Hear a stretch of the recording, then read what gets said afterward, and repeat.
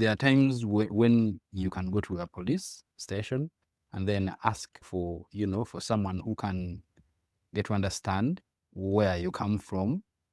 Because most times what we do, you don't go to a police. Sometimes you get police officers and they come to our shelter, and then we do some meetings with them. We tell them what is going on, how we deal with some stuff. And when we get arrested, they don't need to torture us. Like, we talk to them. Greetings and welcome to YAS Podcast, formerly known as YAS Podcast. This is our podcast, all of ours. A podcast for all sex workers. In this podcast, we will discuss the ins and outs, ups and downs of our lives and experiences as sex workers. I am your host, Daisy Ducati. I am your Hopra, Gigi Holiday. I'm your stripper queen from the north, Onyx. I'm AM Davies, and this is YAS Podcast.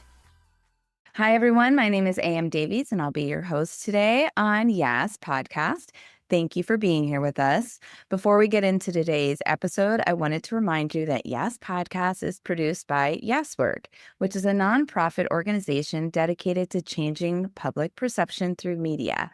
If you love our podcast and you've been listening, please consider donating. Donations like yours help keep this project going. So head to yaswork.org/donate. Today's guest is Mark from the Queer Sex Worker Initiative for Refugees. They're the director of this group, which operates out of Kenya. YAS Work has been engaged with advising and assisting in fundraising efforts very recently, and we are so excited to have this conversation and raise awareness about this group of organizers. Hi, Mark. Please say hello. Yeah. Hello, everyone. Yeah. You hope everyone is okay. How are you today? I'm okay. Yeah. Yeah, I'm okay. So here we are, round 3, right? Yeah. Trying to make this work. Yeah. And I did want to talk about, so our audience understands, some of the, why we're doing this podcast slightly differently. It was important for us to accommodate the situation because this conversation is so important, but we had some challenges in the beginning. Yeah. The internet's quite different there in Kenya than it is here in the States. Do you want to share it all, like what those challenges were for us last week? We had the first time having this. It did not happen. We cut it short because our internet is not that very stable. Yeah. And sometimes when the internet is stable, then the power is not, sometimes gets off, gets on. Yeah. So last time it was really, really something disturbing and also not fine, but here we are. Yeah. We really want to talk about everything. Yeah, totally. Yeah.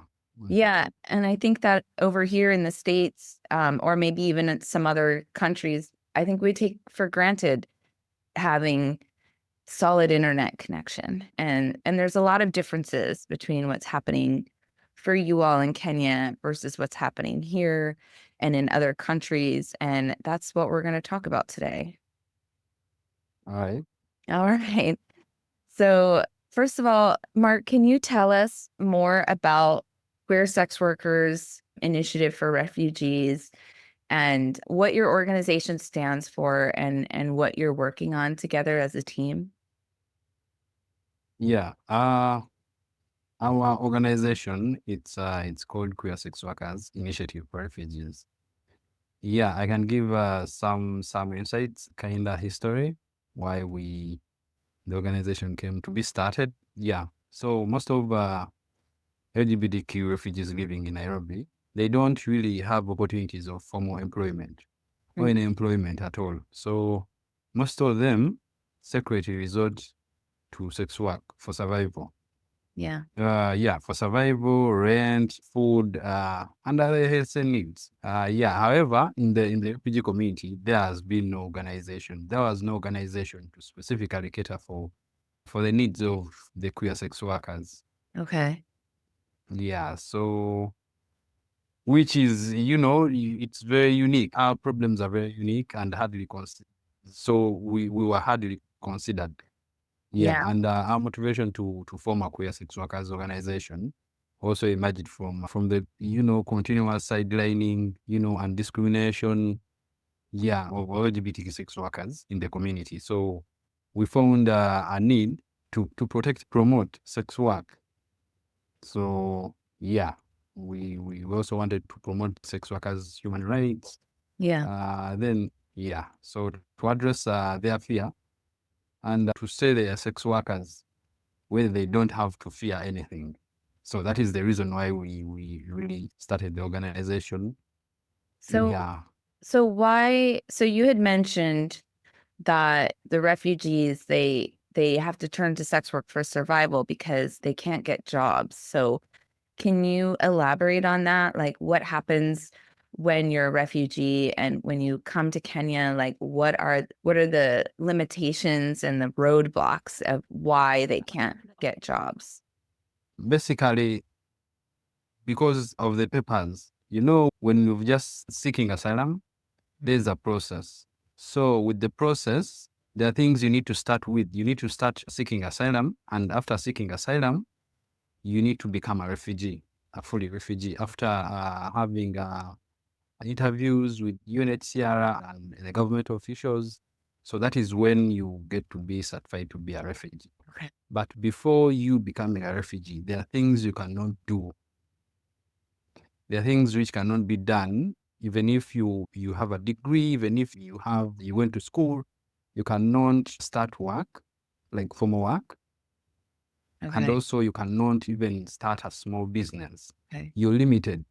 Most, when you see the asylum seeker, most of the things are to be given to you from UNHCR. From That where? comes with food, UNHCR. UNHCR. That is United Nations Okay. Human something. Yeah.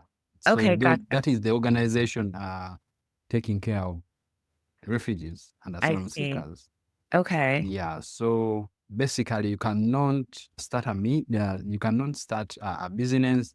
You cannot do any work, any job, because until you get certified to be a refugee, that is when you can. So basically, like I said, most of the LGBTQ refugees cannot even get work. So it becomes a problem. That is where some of us went to sex work, Okay. because that was the only way out of us having something to eat. And then also looking for others who don't have somewhere to stay. So that is when we had to to have a safe house. Mhm. So yes.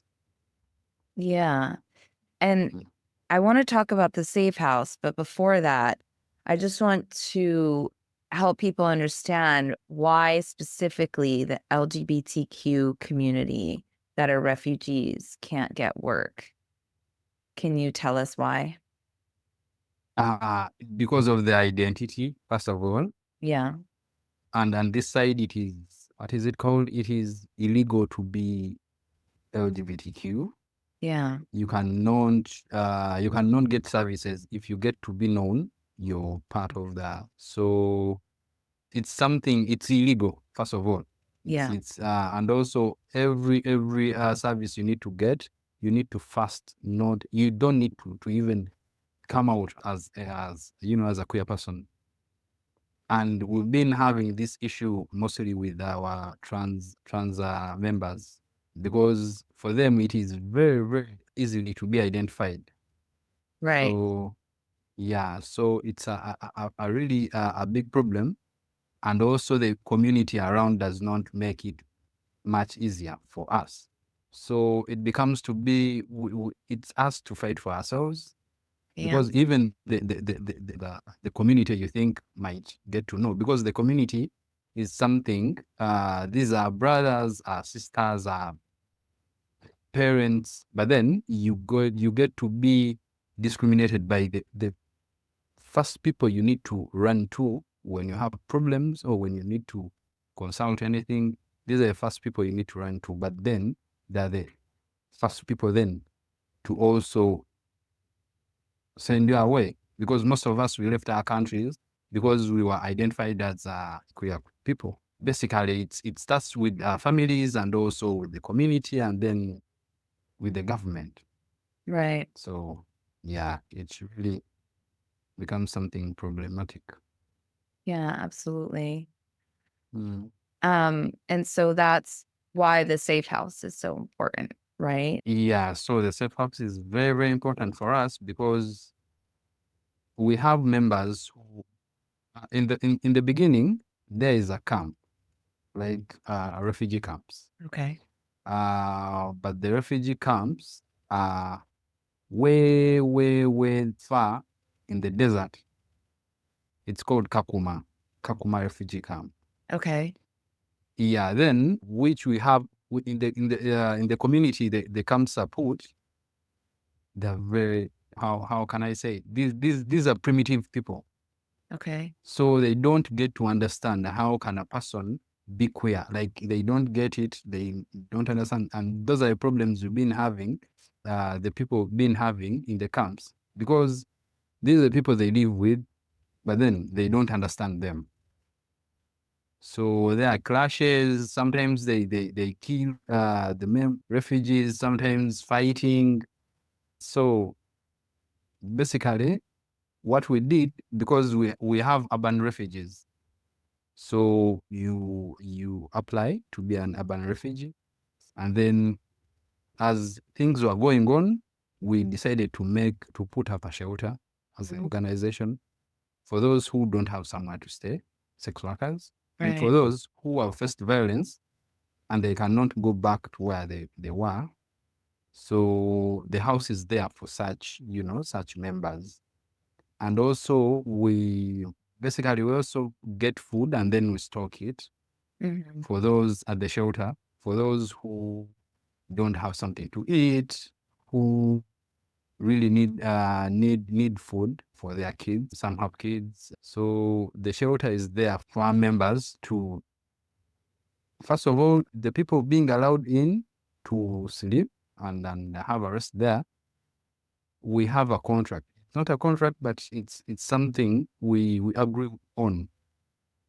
Someone comes, they need to stay there for 2 months or 3 months for Okay. them to stabilize. Yeah. So when they do stabilize, they leave and others come in, because we work with others, small organizations, which also, work with queer refugees. So basically, when the other side is full with other shelters, they can be referred to our shelter. Okay. Vice versa. If our shelter is full and some other need to somewhere to sleep, then we refer them to other organizations, other Okay. shelter. Yeah. So basically, we yes, I was saying basically we have such people, and then the shelter hosts at once. It hosts like 20 people. Okay. Have daycares. Yeah, we have daycares where people sleep. So it hosts 20 people at once. Sometimes we might have 10 when others are gone. But yeah, Okay. yeah, Okay. Well, it's really impressive that you all created such a helpful and supportive system. yeah, Yeah, despite being up against so much discrimination, because it's illegal to be queer, it's illegal to be a sex worker, and even your neighbors are discriminating against you because they probably believe in these laws. yeah. Yeah. And so do you want to talk about what happened last month when people came to your shelter? Do you feel comfortable sharing that story? Yeah, yeah. Okay. So I think last month we had our shelter was raided by police and community chiefs.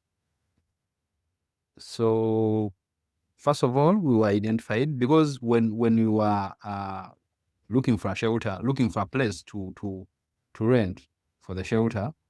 We wanted a place where it is people are not that very many in the area around. Okay. So we got it, but of course there are people around we found. In the beginning, they did not get to understand who we are. But when time came, you have those scaffolds sometimes at the shelter. This one is having problems with the other one. So also they see some our trans members who have to leave the shelter sometimes or coming. So we were identified. So I think one of the neighbors went and reported us. Okay. So were there, like, I think it was 11 p.m. in the evening. Sorry, 5 p.m. in the evening. Okay. We were we're having a meeting with some, with the members we work with. So when the chiefs came and the police, we were raided. They took our laptops, and also, they took our laptops. They arrested us, me and other 5 people.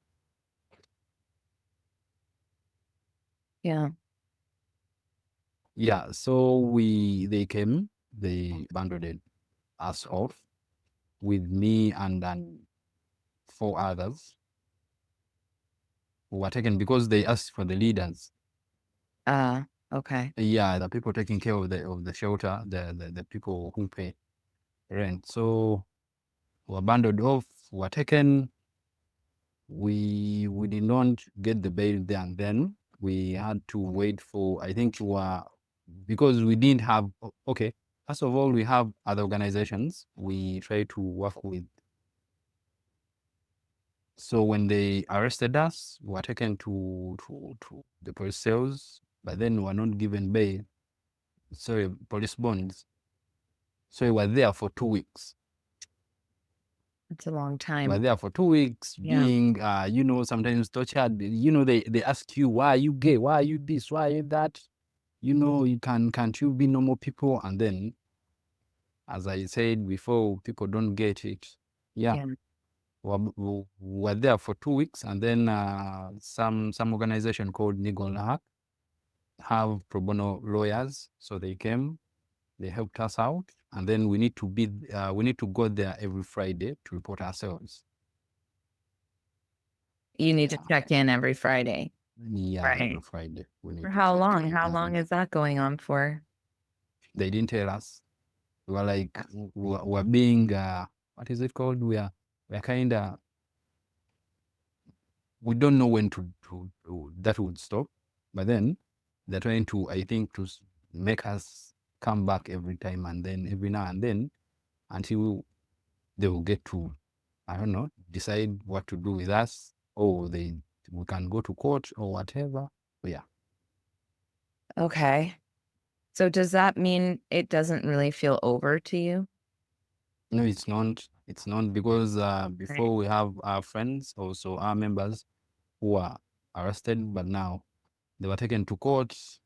They were given 3 years. Wait, some of your friends have been incarcerated for 3 years? Yeah. So we don't know where it will end, when they will be, when they will let us be. So yeah, it's not over until they say it's over. So And- we're still in policies. Do you have contact with those community members that are being detained? Yeah. We sometimes we go and check in because you're allowed to take some food for them, some Okay. eggs. So when we get some money from where we raise some small money, we buy some food and then we take it. We leave some in the shelter, of course, and then, but there's one we take for them because they can cook from that side in the prison. Yeah, Okay. they're allowed to cook, so we take them some food. That's lovely that you're Yeah. that you are still supporting people, and I'm guessing you do this type of work because these things that you're talking about affect you directly, and you've had these experiences. So do you think that because you've experienced these things yourself, that's helped shape the way the organization runs? Because you're the director, right? So you're essentially the visionary. Yeah. You really also, with what is going on, you really get to understand and also to improvise how the organization is run, Mhm. and how, because the organization might not have the problem a lot, but then the shelter with the community around, with the neighbors around, with whoever passes by, they see this shelter as some as a house hosting outcast member, like community members. Right. They don't want to see us. They don't. So you need to find a way of, with the people I work with, to find a way and get to understand how to deal with such things, Mhm. how to deal with neighbors, how to deal with Mhm. people who come around, and how, because however much people may know you around, the neighbors, but then they don't believe in who you are. Right. So yeah, it shapes the way we sometimes now we deal with the organization as the organization, but also the shelter. Because the shelter now, it's the most important thing the organization is doing for now. It Yeah, sounds very because it important. hosts those who don't have somewhere to stay. Yeah. It gives out food to members who don't have something to eat with their kids. So there's a way you need to get to improvise how to run the organization with all these, problems and Yeah. insults and everything. Yeah. Yeah. And how does it feel, or has this happened where you're able to do outreach or some sort of educating the people around you who aren't the government, who aren't the police, like your neighbors? Have you been able to touch them in any way, or have you seen anyone change their minds, or is it just like ongoing and it's just a wall of bigotry, right? It's just a wall of hatred, or are you able to penetrate at all? For now, it is very, very difficult. Okay. First of all, with the community, Mhm. with the people around, Yeah. and also the whole government as a government. Yeah. Yeah, because they don't understand us. First of all, they cannot even understand us. But then what we do, it's the advocacy. At least we're trying very, very much to do the advocacy. Sometimes because there are times when you can go to a police station and then ask for someone who can get to understand where you come from. Because most times what we do, you don't go to a police. Okay, this comes as sometimes you get police officers and they come to our shelter, and then we do some how is it called, some meetings with them. We tell them what is going on, how we deal with some stuff, and when we get arrested, they don't need to torture us. Like, we talk to them. Okay. Then it's a bigger thing. You might talk to the police sometimes, but then the chiefs don't want you to, they don't believe in it. You might want to talk to them about what's going on, how you deal with your life. They don't want to. So basically, what we do, it's we do some outreaches, but we do it, and then we bring some people to teach and also rest assure our members how things have to be. And also, because what we always say, it's security first. Right. Safety is first. Okay, it's called safety. It's safety first. Right. So before you would even want to put out your queerness, first let to understand Right. where are you putting out your queerness. Sometimes you need to hide yourself, Okay. depending on where you are. You Right. don't need to come out as I'm queer and then you trans, you're dressing, you're wearing this, wearing that as safety first. So you also need to get to understand the community you're in, the way you can deal with it, and the way you need to, Okay. yeah. The Queer Sex Workers Initiative for Refugees in Kenya is doing incredible work, despite the hurdles they experience in a country where being queer or a sex worker is illegal. They pay rent to maintain a shelter for their community members, one where they provide food and teach skills like creating crafts and jewelry. Their shelter and work is a safe haven for Kenyan refugees that identify as queer and or a sex worker. Visit qswir.org to learn more and to donate to their mission. So, what are some triumphs and some wins and that have come from, because you've started the organization in 2019. Am I getting that right? Yeah, Yeah. that was in Corona. Yeah. So what types of joyous moments have you had, and what types of wins have you had despite everything you're up against? Yeah, with advocacy, it's really going wide, and Okay. yeah, I'm very thankful with the people I work with. They have been doing a lot of great work. Uh, mm, like I said, at the shelter, we're trying very hard to at least someone to get a meal, someone to have somewhere to sleep. Yeah. It changes someone's life. It Yeah. requires a lot of help with our members, with those who really are stressed, with those who really don't have somewhere to go.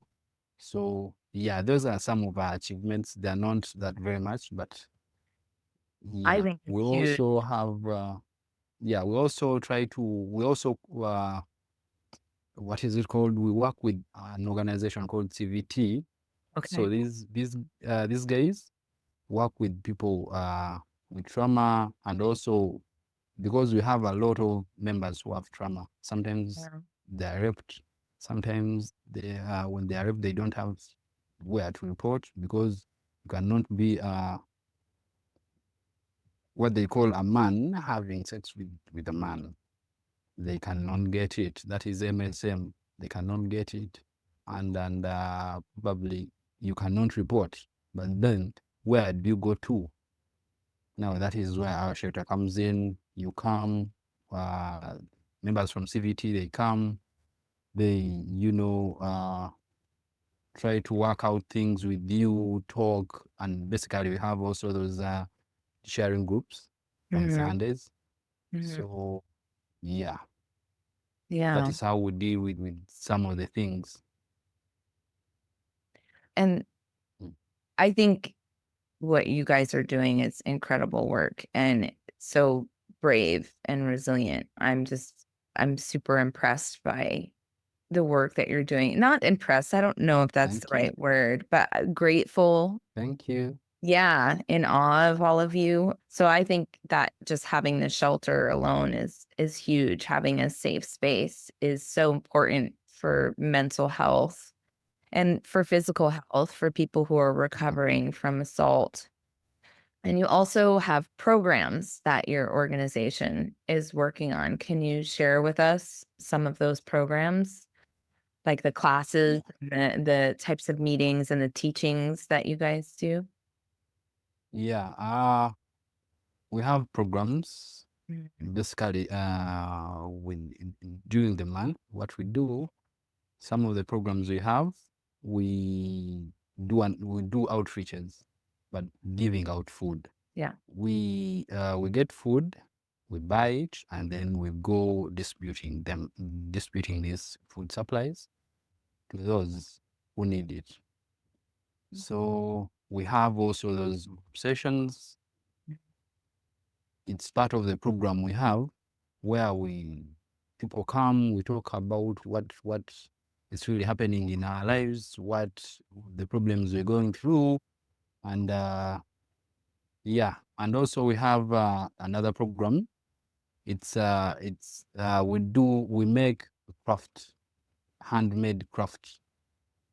We do sometimes make rugs, we make sandals, we make we have we tailor, like making bags, then bangles, like Nice. shells, Yeah. bangles, and then so it keeps us, it keeps, and these are done when we're having the sessions, the groups, because we need to do something while we're having the talks.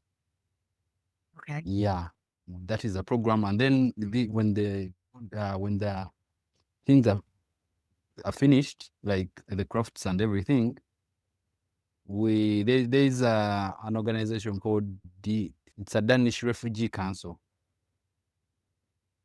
Okay. For the Danish, it's a Danish Refugee Council. So this organization, it helps us to find malls or supermarkets or big places where we can go and sell these things which are being done at the shelter. So it's also something good, and it's something we would also want to put in a lot of effort, because sometimes you might not get the money you fundraise. Right. So, and these are small things we can get some surplus money, and then do something, Right. because the money which comes out from selling the stuff, they come back to the shelter and then help. That's awesome. Yeah, so that's a program we started also, I think 2 years back. So Okay. yeah, it's still small, but let's hope it will have some bigger impact. Yeah. And also, we also started, there's a program we're starting of the magazine. It's something big, it's still big, but we're trying very hard. We're trying to bring it out. Yeah, I've seen some of the things through pictures that you all make. And so you teach people to make the things, the bangles and the bags and other crafts, arts and crafts. And then do you as a shelter like sell those things, or do the people who made them sell them? So how does that, and then you sell them and then you use the money to like buy food and pay for rent for the shelter? Is that how that works? Yeah, what we do, sometimes we bring tutors, like those who teach, the instructors who know what. We go to these marketplaces, Mm-hmm. and then we get someone who really knows something. If it's sandals, if this Sunday we're going to make sandals, or we're going to, like we sometimes we decide if it is sandals, then we get someone from the market comes and teaches us Oh, do this simple, how to do the simple sandals. And if it is bangles, we do the same. We go to these marketplaces, we get someone who knows how to do them, and then comes and teaches us. yeah. Yeah, so that's how we do it. Okay. And yeah. So it sounds like, and tell me if I'm wrong, but are there other people outside of your community that aren't queer, that aren't sex workers, that do support you? No. No. Okay. No. Okay. Basically, the help we get, it's from you people. New people? Is that what you said? No, you, like the international community. Oh, like Yeah, us. because I see. this side, it's really very difficult to get, someone to help you out. Okay. More so if it is the queer part of it. Oh, so Dealing that's worse. with queer members and everything, because it is illegal, first of all. So someone cannot really try to associate with you. Okay. Yeah, so basically what we do, the help we get, it's mostly from fundraising. Mm-hmm. Yeah, trying to apply for grants, and then yeah, if you get a small grant, that helps you to deal with everything. Yeah. Yeah. You had also mentioned a magazine. Can we talk about what that vision is with your group about the magazine? Yeah.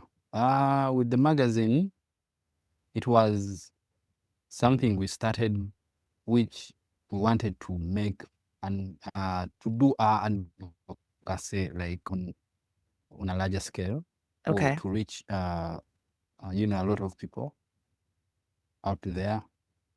What we decided to do with the magazine, there are Okay. sections where we talk about we can have one person and they talk about themselves, how they came to be, how they came from their country to be refugees here, and also what do they think about themselves, about the way they are, they are handled in the community around. So yeah, that we put that section. Okay.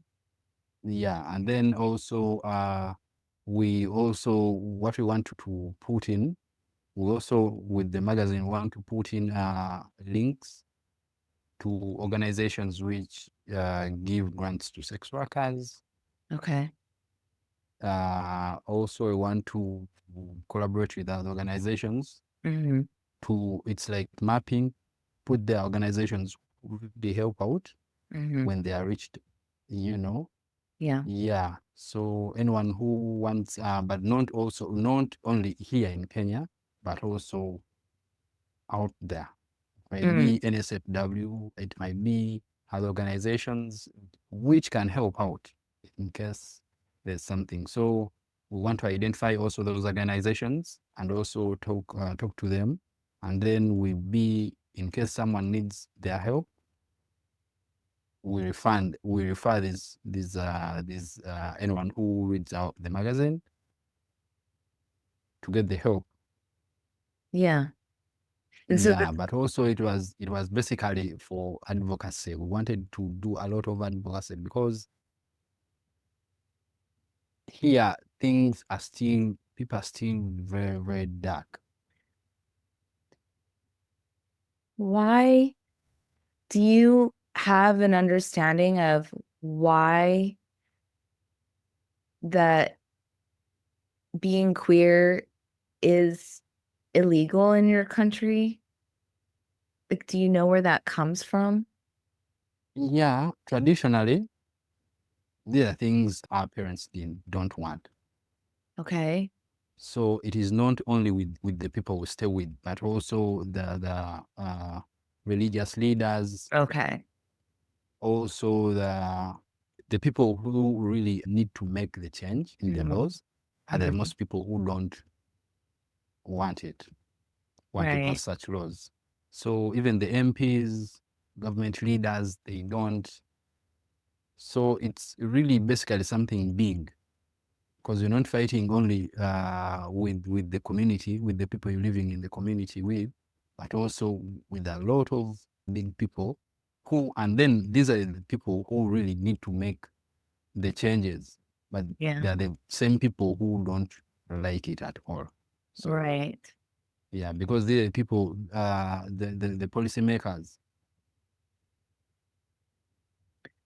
they don't like it. And then religious leaders who talk to these people, who talk to the president, they don't also second it. So it's really something big we are fighting with. But, Yeah. it starts small. It starts with us, with you as a person.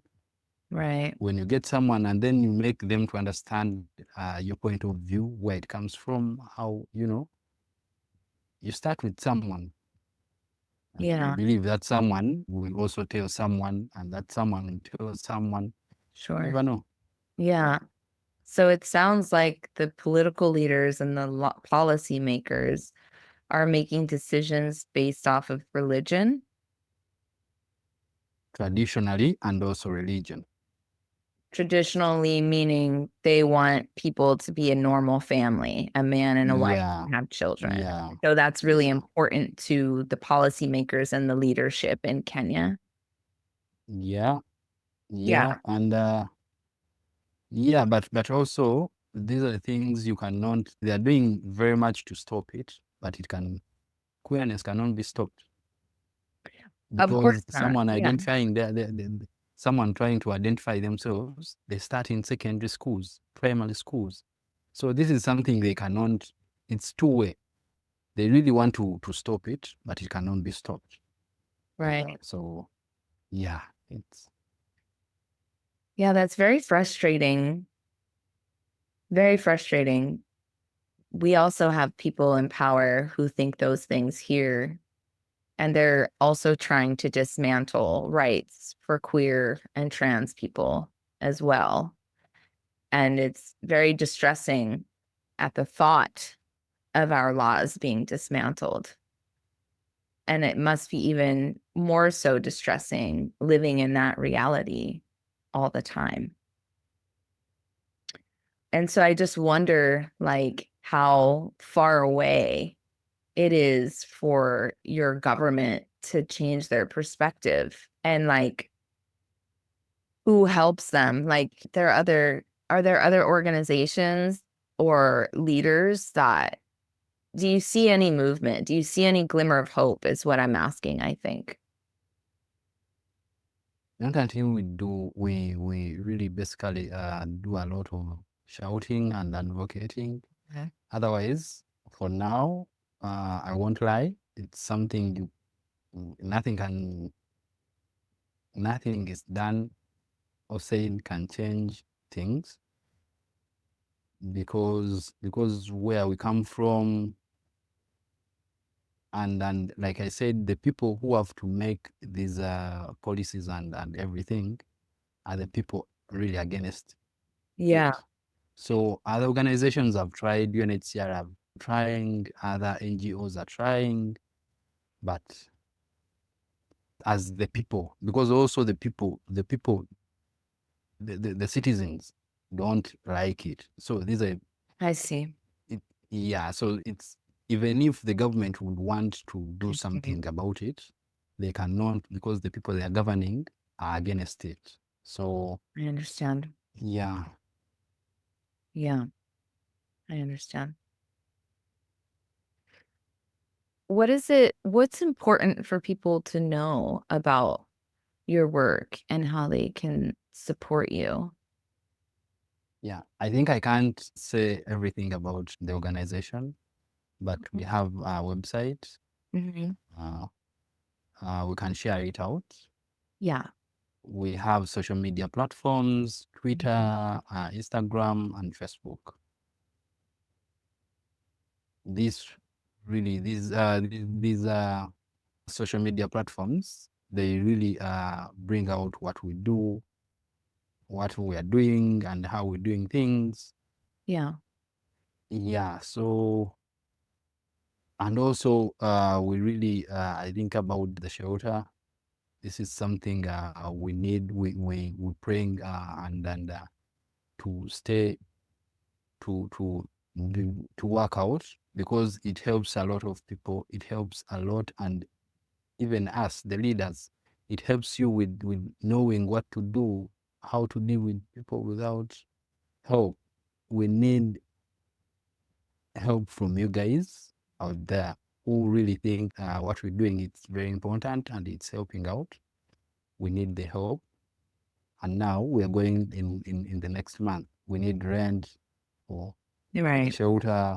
Yeah, we need food for our members who have HIV and they need these meals. So yeah, we crying out here for help out there.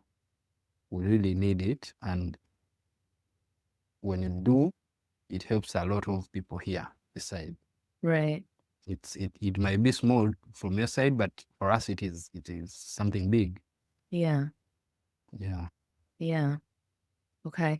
We'll put all of those links to the website and to your social media in the description so people can visit that website, visit the GoFundMe because we built a website, we built a GoFundMe link. Yeah. And so, yeah, we really want people to go, become monthly donors is the goal, right? So for sustainability and consistency is what we really, because what would be great is if that pressure every month of trying to make rent for the shelter, which is the most important thing, that must put a lot of strain on, on top of all of the other things that you're dealing with. So it's like, if we could get monthly donors to commit even just a little bit a month, right? That could help keep the roof over your heads to keep helping more people. That's yeah. Yeah. Mark, can you share a little bit about yourself as a person, as an individual? Like, what do you do to bring yourself joy? How do you get rest as the director of all of this? There's a lot of weight on your shoulders. And just what's life like for you when you're not working, or are you always working? Can you just share what your life is like personally, just a little bit? Yeah. Basically, with my life, it's always work Mm-hmm. most times, because even if you try to not go at the shelter when it's you want to, to have some space, somewhat, most times your phone keeps calling because a lot of people out there need help, Yeah. and I'm always on phone. Now let's work. Someone needs this, you don't have it, then you need to call someone else who has it to Yeah. help out. So with work, it's continuous. There's I don't have that kind of free time always. But when I get some free time, I really like swim. Like, Right. I want to swim. I really like swimming, and this is my mechanism of trying to cope up with everything. Sometimes to forget, sometimes to think. Yeah. So yeah, swimming does it for me. And also having those talks. Most times the group talks works for me, because the people you're helping out think I don't know, sometimes you think, do they think I don't break down, or do they think I don't really also have the same problems they have? Because with the same people, we face the same problems, we face the same people out there. So what they face, it's also what I face. But then you need to be more bold and tough for you to keep on helping each other and people out there. So yeah, but the group sessions work for me, because I get nowadays I get time to also speak out what I'm holding inside, also to share what I think, to free my mind. Yeah, and also like movies. So What kind of movies do you like? romantic movies, Romantic. thrillers. Yeah. Nice. So yeah. Cool. Is there anything else that you want our listeners to know before we close out today's session? Yeah. I want to everyone out there to know, YAS Work has done a lot of help with the organization, because if it wasn't YAS Work, I wouldn't have been here to even listen to me or get to know how we live, what our organization is doing, the help we're giving out there. So you listening to this because of the YAS Work. So I'm really, first of all, grateful, and the people we're also working with. Susan, Yeah, Susan, it's great. Yeah. yeah, we're really, really grateful for this. And I would encourage people to donate, Yeah. because it does a lot of work. a lot of things they don't see, but it makes some important impact out here, Yeah. mostly to us, because if it wasn't you, I don't know where we'll be. Of course, we'll be there, but at least some, people out here are listening, and then really want you guys to donate to Yeah. the organization, as it has done a lot of good things. Because it is not doing it only there in the US, but also out here in Yeah. Africa. Yeah. So it's the connection. I believe it is the advocacy also we've been doing. That is why we were seen by you. So yeah, I would really, really want to thank you. You're doing a great job, and everything is nice. You all are doing a great job. And now more than ever, communities should be connected and helping each other, because these issues that we're facing are global, and they're Yeah. on a spectrum of being harder in some places, not as hard in other places, but it's still hard all around. And if other countries could pressure your country Mhm. and the surrounding countries that you're fleeing from, Mhm. and if we can have these conversations and educate each other, then maybe globally we can make a difference. Yeah. And so it's an honor for YAS Work and for me, myself, to help, because we can and we should. It's that Yeah. simple for me. We can and we Thank should. you. Yeah. Thank you so much for sharing your story with us and for educating our listeners on what's happening in Kenya. Yeah. Yeah. Yeah. And thank you to our listeners for tuning in. And please find some extra money in your wallet to donate to the Queer Sex Workers Initiative for Refugees.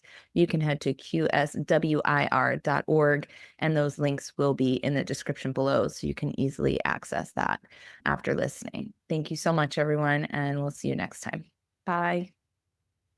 Bye. YAS Podcast is produced by YAS Work, which is a nonprofit dedicated to educating and entertaining audiences about sex work through media. Learn more about how you can get involved in the podcast and our organization by visiting yaswork.org. That's YASWORK.org.